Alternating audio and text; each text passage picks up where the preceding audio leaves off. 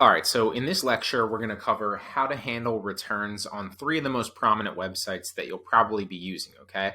So we'll cover Amazon, we'll cover Walmart, and we'll cover eBay, okay? Now, I always recommend, like in other lectures, to branch out to more obscure suppliers, and you're going to have to figure out how returns work on those specific suppliers, but I kind of just want to show you the overall kind of strategy and method on these three because they are the three that the majority of people start with, okay? And this overall strategy will obviously help you in some form or capacity on other websites because it's going to be very, very similar. Okay. So hypothetically, let's say a customer purchases this right here and they say that they want to return it. Okay. So what you're basically going to do is you can approach it two different ways. And this doesn't matter if it's on Amazon, it doesn't matter if it's on eBay, it doesn't matter if it's on Walmart. Okay. If it's just like a change of mind and they don't want it anymore or something along those lines, then what you can do is you can have it shipped, have them ship it back to you and say you don't cover return shipping, right?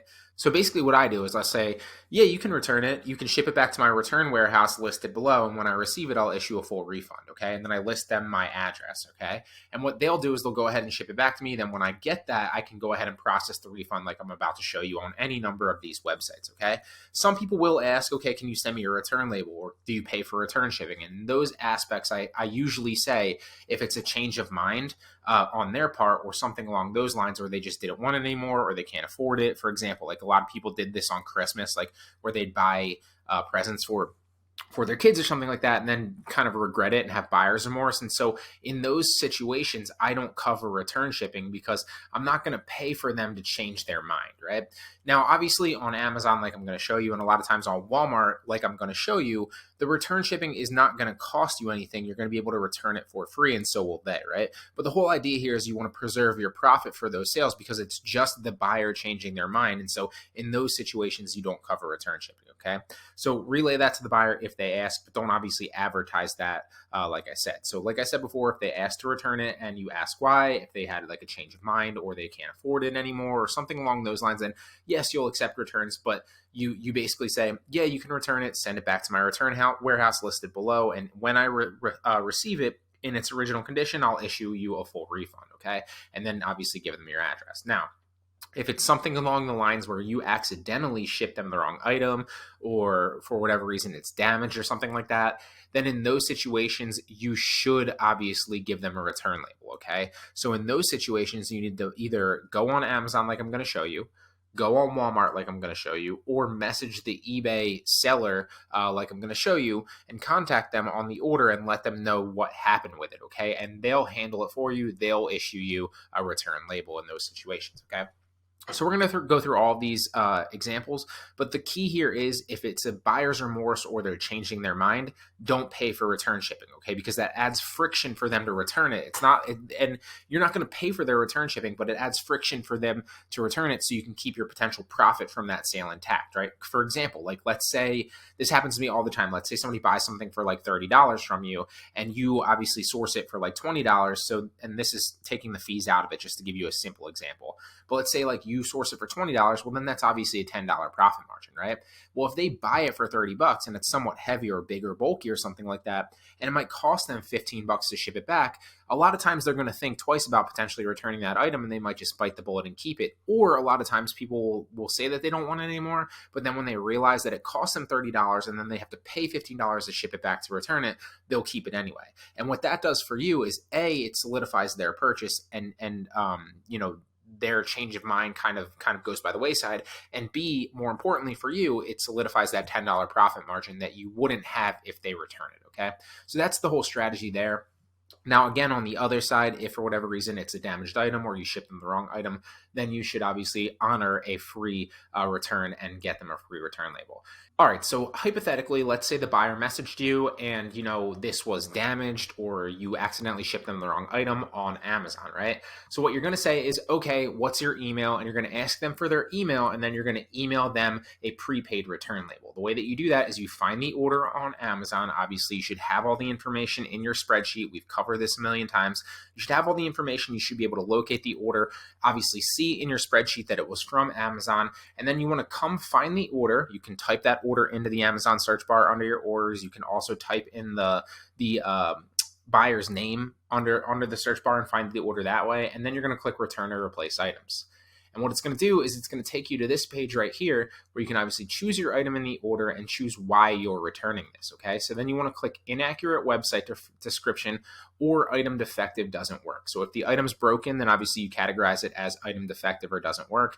If the buyer or you ship them the wrong item or something like that, you can always categorize it as inaccurate website description as well. And then these are the two main ways that you're going to be able to get a prepaid free return, okay? If you categorize it as any of these other things right here, they're going to charge you to return the item, okay? So always pick one of these two depending on what it is. If it's broken or it doesn't work, use this one. If it's not and you just made a mistake or something like that, or any of the other number of things, like for example, you want to give the buyer a free return, click inaccurate website description.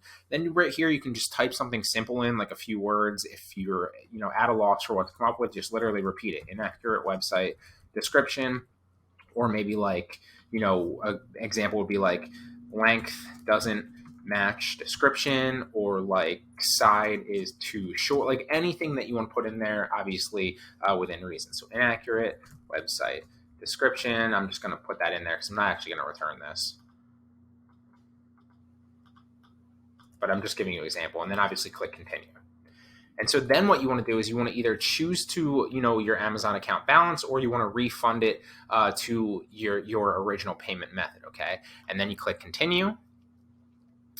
And then right here, it's going to ask you what to do with it. So I always pick UPS drop-off points right here, and then I'll confirm my return. And then what it will ask you to do is either print the return after that, or you can email the label to somebody, okay? And that's what I always recommend. So if you're returning it yourself, you want to click the print label and instructions, and then obviously print it out yourself. For example, if like somebody was sending it back to you first, and then because they maybe had like a change of heart or they didn't want it anymore, then you would get the item, you'd identify the order, you'd print the label yourself, you'd obviously put the label on the item, and then you'd drop it off at UPS or in one of the UPS bins. And this allows you to basically get a free return. Look, they're not charging you anything for shipping. Same thing with the other one, like I covered before, right? Now, two caveats here. If you are, you can either print it out and then obviously send them the return label on Facebook by attaching it, or you can just email them the copy of the label. This is usually what I typically do. I email the copy of the label, and then I send it to their friend with their email address right in here. And then in the message, I just delete the message and I click, don't send me a copy of this. And I send the email to their email, right? That's why I usually ask them for the buyer's email, okay? And that's basically how I approach it. Now, a little caveat about this. Yes, this is good. And if you're doing a lot of orders, it's one of the main ways that you can kind of protect your account. But if you're doing a bunch of orders, this is just speculation on my part, right? But one of the reasons that Amazon tends to suspend Prime buyer accounts is because there's a high metric there for a lot of returns, right? And so if you're profitable for Amazon Prime, right? Like if they're making money off all the shipping on you, they're not going to obviously cancel your account or suspend your account, which was really prevalent at the end of 2021. They were suspending a lot of Prime buyer accounts that were doing thousands of orders in drop shipping, okay? Now, this is speculation, and I don't know this for sure, but I would, venture to assume that a large number of those had a lot of returns. So you don't want to abuse this. You only want to do this when you need to do this, and that's another reason why you want to have the buyer ship it back to you, because it's going to negate them potentially from returning it and increase your returns, okay? So there's nothing wrong with using this. Obviously, if you're doing like hundreds or thousands of orders, then one here and there is not going to be anything, because it's going to be like 1% of your orders, which is nothing. But if you hypothetically, let's say like you only do 100 orders and you return 10 of those, that's going to be a major issue, and Amazon's going to see that, and I guarantee you eventually it's going to result in the suspension of your Prime buyer account because you're returning way too many, right? So again, this is not a big deal. I just kind of wanted to give that disclaimer. Don't abuse this. Only do this when you need to actually do it for a prepaid free customer return, all right? So that's how you approach it on Amazon. Let's jump over to Walmart. All right, so same thing on Walmart. The strategy remains the same. Literally everything that I said before via the Amazon, the strategy remains the same, right? So like if they change their mind or something along those lines, make them ship it back to you first so that they have to pay for return shipping, and then you file for the return, right? If, for example, though, if you need to return something and get a prepaid label on Walmart, what you can do is you can go, obviously, again, find the order by searching the order number in your Walmart orders. You should have all that information in your spreadsheet, so you should be able to identify that it is indeed a Walmart order. Then you want to click View Details. And then from these details right here, you can obviously start a return, okay? Now, I'm not actually going to return this, but same thing goes here. You want to start a return, then categorize it as why you're returning it. So what was the issue with it? Is it a wrong size / poor fit? Is it late to arrive? Do you no longer want it? You don't want to say any of these things. Basically, what you want to say here is not as described or incorrect item received, missing parts or instructions, right? So any of these right here, any of these three, because these are going to be the prepaid ones. If you choose any of these other ones, like no longer wanted or bought somewhere else, then they're going to let you return it, but they're going to make you pay for return shipping, right? So you don't want to do that. You want to pick one of these, obviously, depending on what the buyer, tells you, and then you can obviously print it out like you could on Amazon and then send them in messages via an attachment of the actual label, right? And that's how you approach it on Walmart. Now on eBay, it's a little bit different. So I'm not actually going to show you, but I am going to talk about it. Okay. On eBay, you have to message the actual, most of the time you have to message the seller. So you want to find the order just like you would on eBay in your eBay orders. And then from that order, you can either potentially start a return and it'll walk you through it, but most of the time it will make you pay for that. Or most of the time you're going to have to contact the seller and let them know that you want to return it. Then again, if it's an issue where like for example, the buyer changed their mind or something like that, or if it's an issue of like there was an issue with the product or it didn't fit or it was broken or something like that, they're based on those metrics, they're going to make you pay for shipping or they're going to send you a prepaid shipping label. Okay, so that's the only time.